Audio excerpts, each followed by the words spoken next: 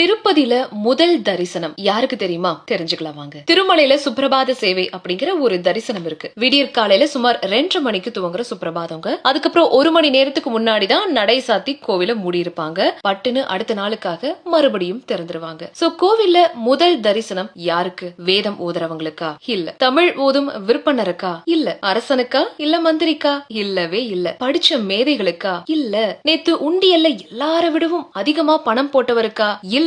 இவங்க எல்லாருமே கைகட்டி காத்திருக்க எங்கிருந்தோ மான்னு ஒரு சத்தம். கூட்டம் அதிகமா இல்ல, குளிர் தென்றல் காத்து வீசுது. சில பக்தர்கள் அங்க பிரதர்ஷனம் செஞ்சு முடிக்கிறாங்க. சோ இப்போ நாம நிக்கிற இடம் திருமாமணி மண்டபம். 2 பெரிய காண்டாமணிகள் வாசலுக்கு அருகாமையில நந்தா விளக்கு எதிர்பக்கம் கருடனோட நிற்கிறான். அவனோட சேர்ந்து நம்ம எல்லாருமே நின்னுட்டு இருக்கோம். சோ வாயில காக்குற துவார பாலகர்கள் 2 பக்கமும் காத்து நிற்கிற தங்க வாயிலும் மூடப்பட்டிருக்கு. அர்ச்சகர்கள் குடங்கள்ல நீரோடு நிக்கிறாங்க. பூக்குடலைகள் தாங்கிக்கிட்டு இன்னும் ஒரு சில பேர் காத்துட்டு இருக்காங்க. யாருக்காக?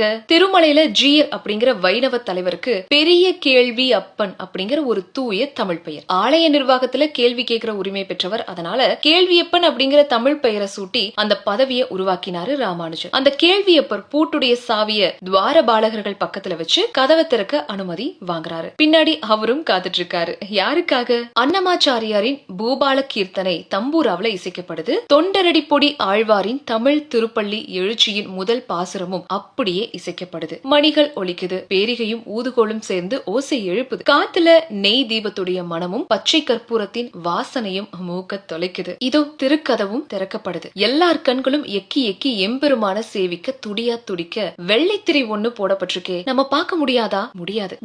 முதல் தரிசனம் வேற யாரோ ஒருவருக்கு. யாருதான் பாது?